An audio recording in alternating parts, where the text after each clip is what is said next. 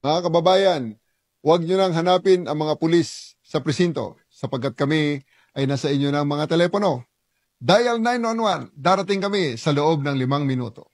Lilingkod sa bawat Pilipino at magbibigay ng tamang impormasyon para sa tahimik at maayos na Pilipinas. Police News Network, alagad ng batas, tagapagtaguyod ng balitang pulis, sandigan ng mamamayan, patnubay ng katotohanan.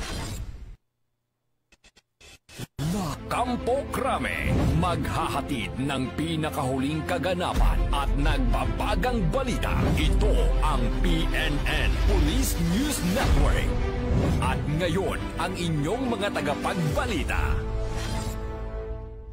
Magandang araw, Bagong Pilipinas. Kami ang inyong alagad ng batas, tagataguyod ng Balitang Pulis. Patrolwoman Reyna Joy Semdalira mula sa Southern Police District. At ngayong araw, makakasama po natin bilang guest co-host si Seaman First Class Mary Joy Floralbe mula sa Philippine Navy. Magandang araw sa iyo, ma'am. Magandang araw din po, ma'am. Maraming salamat po sa Philippine National Police sa pagbibigay ng oportunidad na kami po ay inyong makasama. Kami po ay maghahatid sa inyo ng tamang balita, kwento ng pulis at serbisyo para sa mamamayan at ito ang PNP News Online. Ang pangunahing balita ng Police News Network, alagad ng batas, tagataguyod ng Balitang Pulis.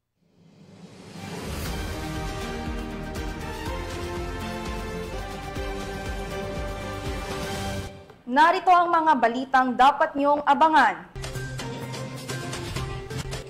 Iligal na drogang nakakahalagang 2 milyong piso nasabat sa drug suspect sa Quezon City. 2 sugatan, 1 arestado sa engkwentro sa Maguindanao del Norte. At 8 dating supporter ng rebeldeng grupo formal nang nagbalik loob sa pamahalaan ng Nueva Ecija.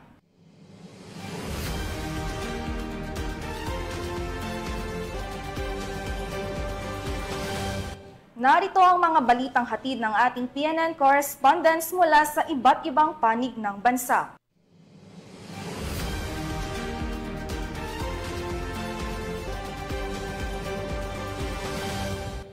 Simulan natin ang balita mula sa bahagi ng Luzon.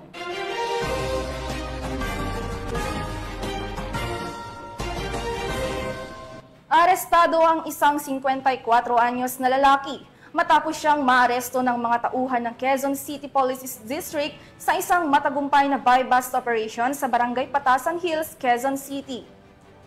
Nasamsam sa operasyon ang tinatayang mahigit 2 milyong halaga ng hinihinalang shabu na nagpapakita ng patuloy na determinasyon ng kapulisan na putulin ang daloy ng ipinagbabawal na droga sa lungsod.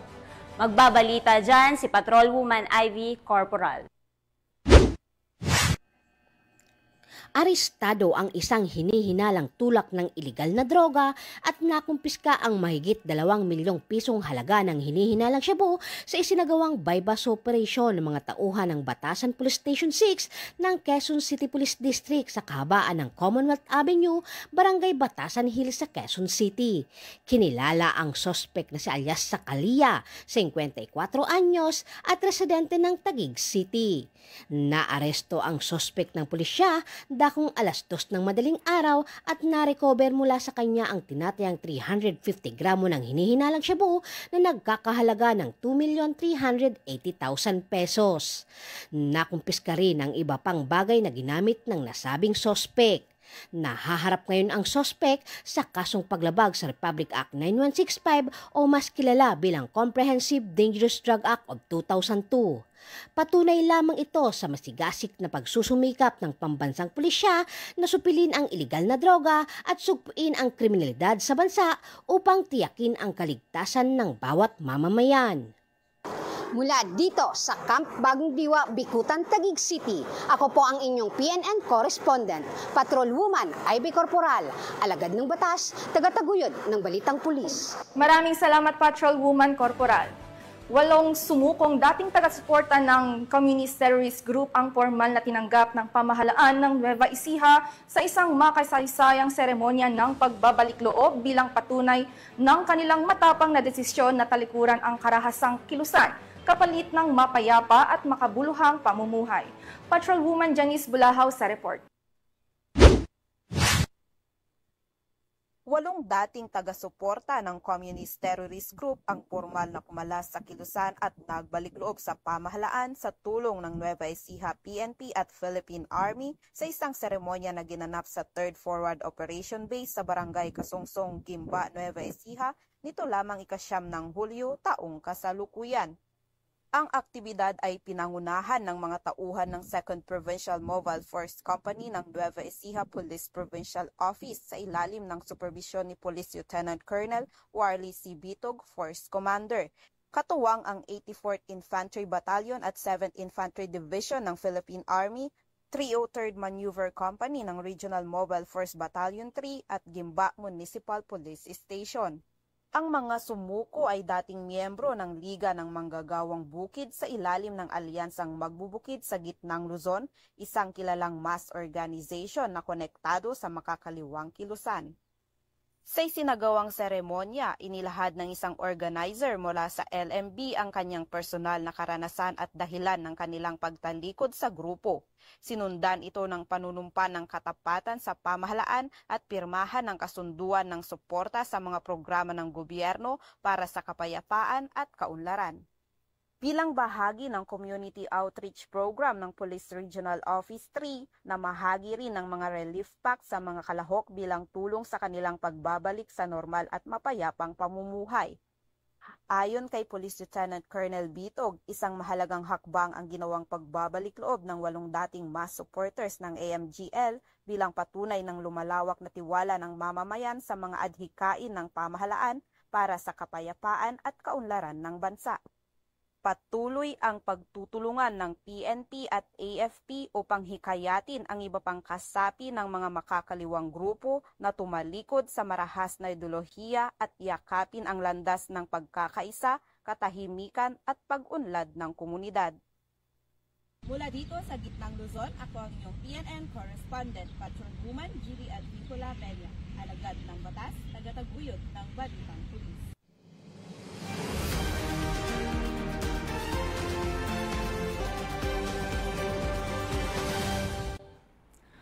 Wala nang kawala ang itinuturing na top 1 most wanted person sa rehiyon matapos siyang madakip sa isang operasyon na pinangungunahan ng Regional Mobile Force Battalion 1 sa lalawigan ng Benguet. Ang report mula kay Police Corporal Rafi Biloria.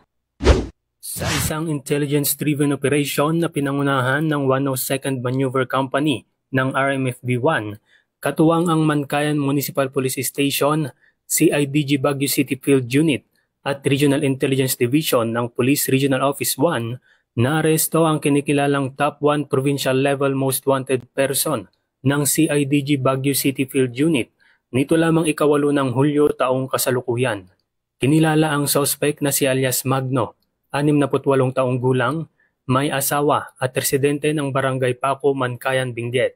Ikinasa ng mga otoridad ang operasyon bandang 1:30 ng hapon sa nasabing barangay kung saan naninirahan ang naturang suspect, alinsunod sa warrant of arrest na nilagdaan ni Honorable Antonio M. Esteves, Acting Presiding Judge, Regional Trial Court, 1st Judicial Region, Branch 5, Baguio City, na nagresulta sa pagkakaaresto nito kaugnay sa kasong robbery with violence na may inirekomendang piyansang nagkakahalaga ng 100,000 piso. Ang suspect ay nasa kustudiya ngayon ng CIDG Baguio City Field Unit para sa dokumentasyon at tamang disposisyon. Ang tagumpay na ito ay nagsisilbing patunay na walang pinipiling oras o lugar ang ating mga kapulisan sa pagtupad ng kanilang tungkulin upang mabigyan ng hustisya ang biktima ng karahasan at itaguyod ang kapayapaan sa ating bansa. Mula dito sa Ilocos Region, ito ang inyong PNN Correspondent, Police Corporal Rafi Biloria, alagad ng batas, tagataguyod ng Balitang Pulis. Maraming salamat Police Corporal Biloria.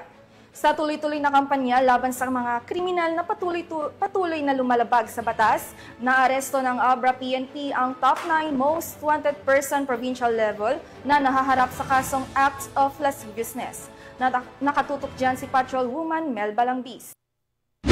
Arestado ang number 2 most wanted person regional level ng Police Regional Office Cordillera, 2nd quarter 2025 sa Bantay, Parasiles Mountain Province ito lamang July 8, 2025.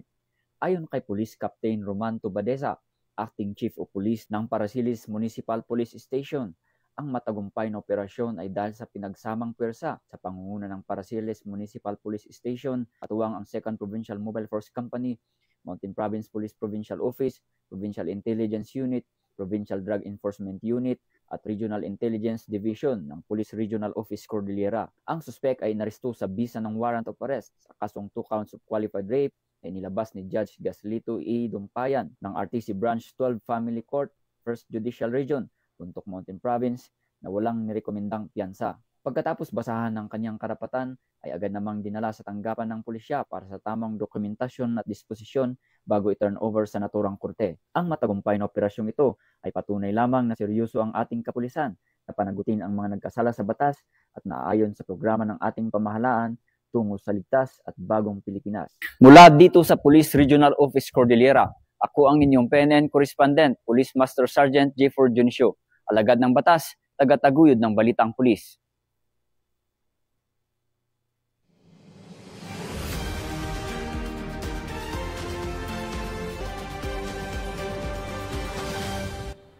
Tunghayan naman natin ang mga balita mula sa Visayas.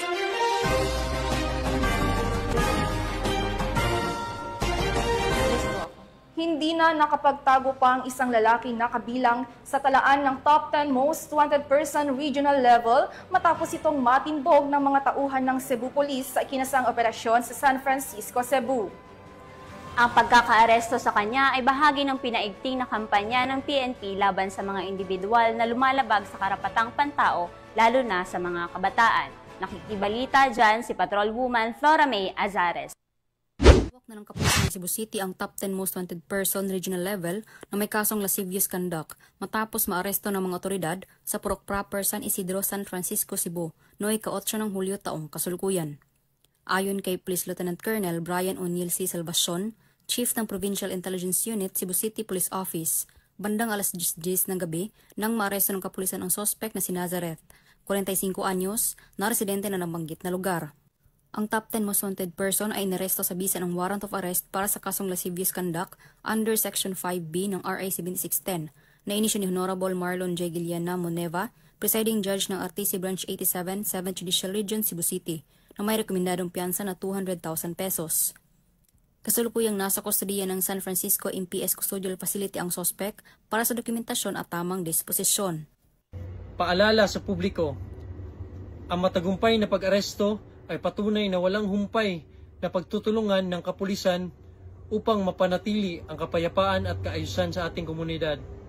Hinihikayat namin ang publiko na patuloy na makipagtulungan sa mga otoridad sa pamamagitan ng pagbibigay ng tamang impormasyon ukol sa mga pinaghahanap ng batas. Ang inyong kooperasyon ay mahalagang sandigan sa pagpapaigting ng seguridad at hustisya sa ating komunidad.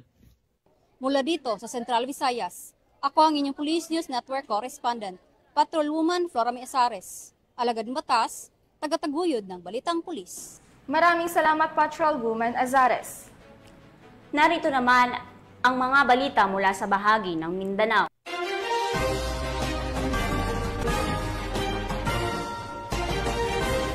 Nagulantang ang katahimikan ng Raha Buayan, Maguindanao del Sur matapos ang isang mainit na palitan ng putok sa pagitan ng mga armadong sospek at mga autoridad. Sa nasabing insidente, 2 ang sugatan habang isa ang naaresto sa agarang responde ng pinagsanib na pwersa ng kapulisan at militar. Narito ang report mula kay Patrolwoman Veronica Lagi.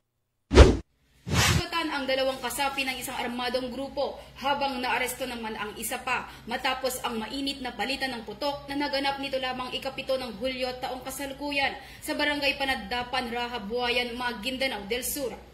Kinilala ni Police Captain R.G. Yana, Chief of Police ng Raha Buayan Municipal Police Station, ang mga sangkot na sina alias Nur, Musa at alias Aris na pawang residente ng naturang lugar. Agad namang rumisponde ang mga operatiba ng pulisya at militar matapos makatanggap ng tawag hinggil sa insidente ng barilan. Pagdating sa lugar, nadatnan ng mga otoridad ang 3 suspect na armado dahilan upang magkaroon ng sagupaan. 2 sa kanila ang nasugatan habang si alias Nur ay agad na naaresto at kasalukuyang ginagamot naman sa ospital ang 2 sugatang suspect. Ayon sa investigasyon, ang pinagmulan ng insidente ay isang rido o alitan ng pamilya. Na-recovered rin mula sa mga suspect ang 3 armas na kinabibilangan ng isang unit na 7.62mm M14 rifle na may kasamang magazine at 2 bala, isang unit ng caliber 45 pistol at isang improvised homemade 12-gauge shotgun. Patuloy ang sinasawang investigasyon ng kapulisan upang alamin ang buong detalye ng insidente at matukoy ang iba pang posibleng sangkot. Mula rito sa rehiyon ng Bangsamoro, ako ang inyong Police News Network Correspondent, Patrolwoman Veronica Lagi, alagad ng batas, taga-taguyod ng Balitang Pulis. Maraming salamat, Patrolwoman Lagi. Sa isang karumal-dumal na insidente sa Tagum City, isang 19 anyos na dalagita ang nasawi matapos mabiktima ng robbery with homicide. Agad naman na kumilos ang mga tauhan ng Tagum City Police upang masimula ng masusi at malalim na investigasyon. Alamin ang detalye ng report mula kay Patrolwoman Reyna Rose Disciple. Uyang nagagawa ng malalim investigasyon ng Tagum City Police Station sa isang robbery with homicide incident na nangyari noong madaling araw ng Hulyo 9 taong kasalukuyan sa Purok 3A, Barangay La Filipina, Tagum City. Kinumpirma ang presensya ng isang duguang namatay na biktima sa loob ng kanyang kwarto sa ikalawang palapag ng kanilang tahanan na si alias Sofia, 19 anyos na estudyante. Ayon sa ulat, napansin ng ama ang biktima sa bukas ng silid ng kanyang anak. Nang silipin na ito, nakita niyang magulo ang silid at ang kanyang anak ay nasa sulok, natatakpan ng kumot at walang buhay. Nagtamo ang biktima ng mapurol na sugat sa kanyang ulo at mga sugat sa iba't ibang bahagi ng kanyang katawan. Napag-alaman din na nawawala ang mga gamit ng biktima, kabilang na ang iba't ibang gadgets at alahas ng ama ng biktima. Mula dito sa Davao del Norte Police Provincial Office, ako ang inyong PNN Correspondent, Patrolwoman Reyna Rose Disciple, alagad ng batas, taga-taguyod ng Balitang Pulis. Maraming salamat, Patrolwoman Disciple. Hindi na umabot sa pangalawang transaksyon ang isang newly identified drug suspect natapos itong madakip sa ikinasang buy-bust operation ng kapulisan sa Valencia City, Bukidnon. Yan ang tinutukan ni Patrolwoman Danessa Berdos.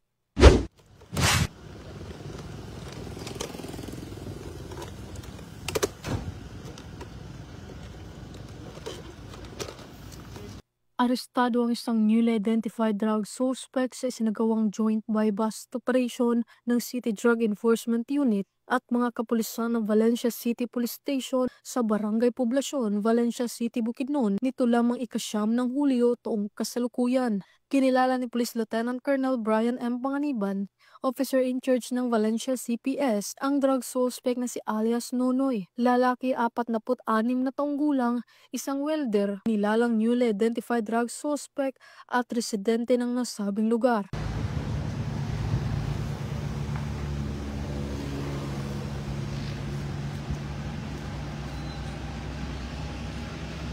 Sa ikinasang joint buy-bust operation bandang alas 11 ng umaga ay nagresulta sa pagkakakumpiska ng mga pakete ng hinihinalang shabu na may standard drug price na 82,960 pesos, isang cellphone at isang 500 peso bill na ginamit bilang buy-bust money at iba pang mga non-drug items. Ang suspect ay nahaharap sa kasong paglabag sa RA 9165 o Comprehensive Dangerous Drugs Act of 2002.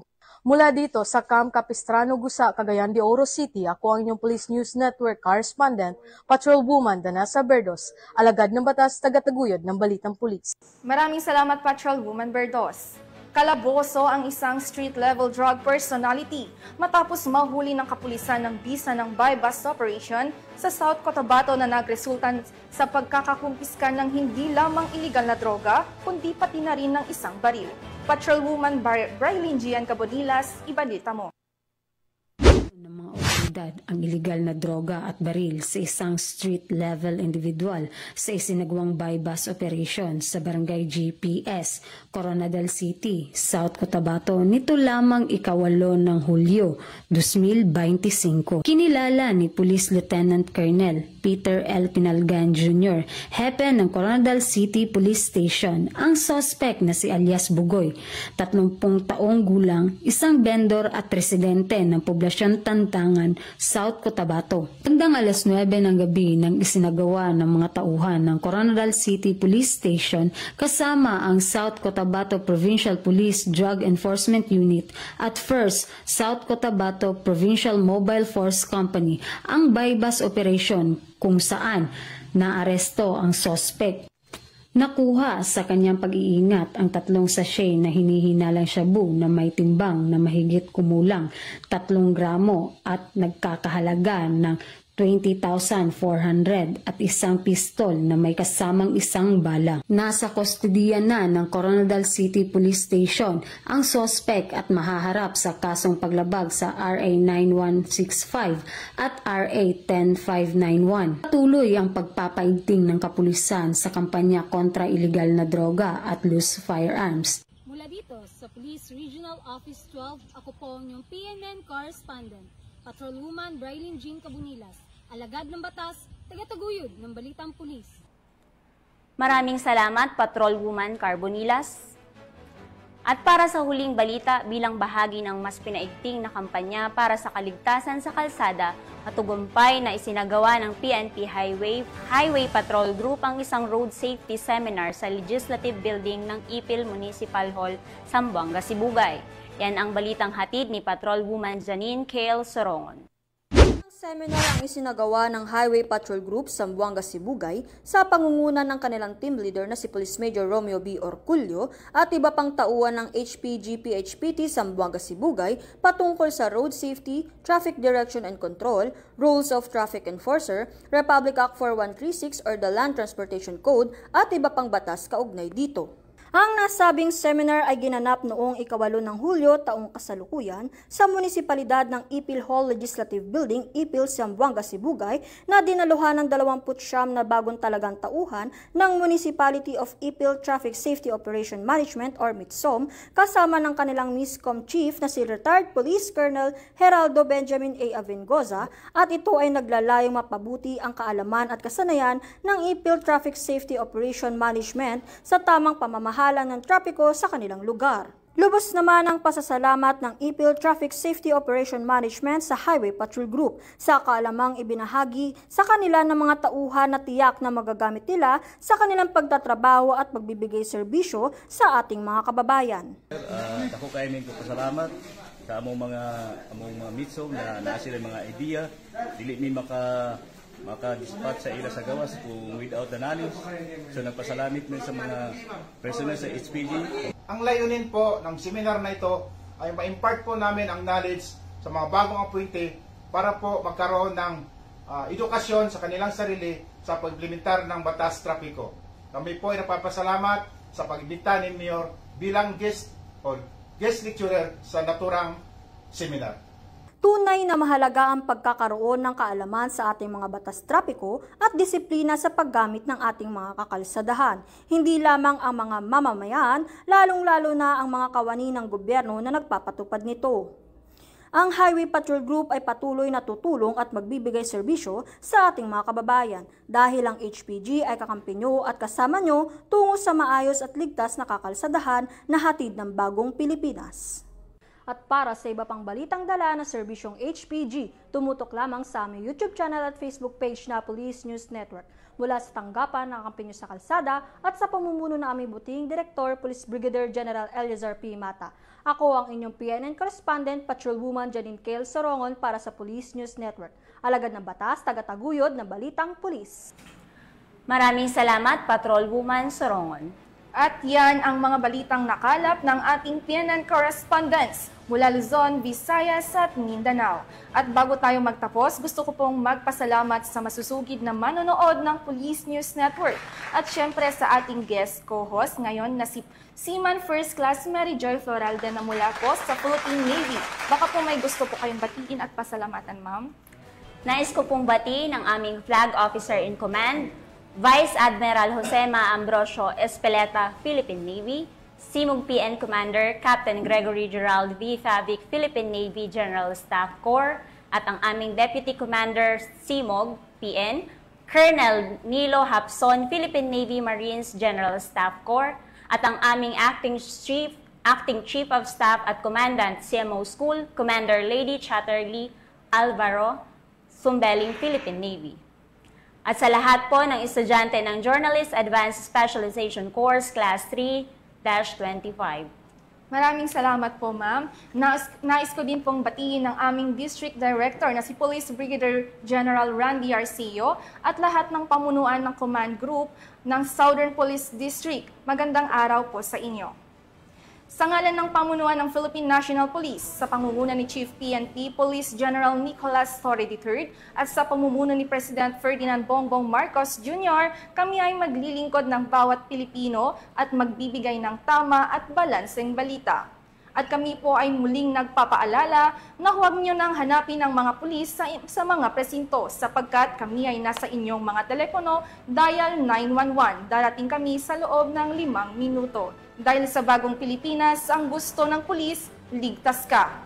Mula rito sa tanggapan ng tagapag-ugnay ng Pambansang Pulisya, kami ang inyong alagad ng batas, tagataguyod ng Balitang Pulis, Patrolwoman Reyna Joyce M. Dalire mula sa Southern Police District, at Seaman First Class Mary Joy S. Floralde, Philippine Navy, maghahatid ng tamang balita, kwento ng pulis at serbisyo para sa mamayan, at ito ang PNP News Online. Ang pangunahing balita ng Police News Network.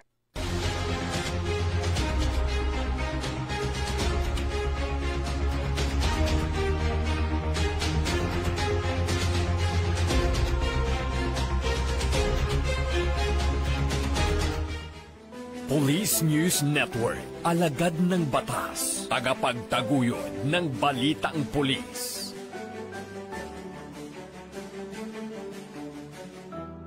Mga kababayan, huwag nyo nang hanapin ang mga pulis sa presinto sapagkat kami ay nasa inyo ng mga telepono.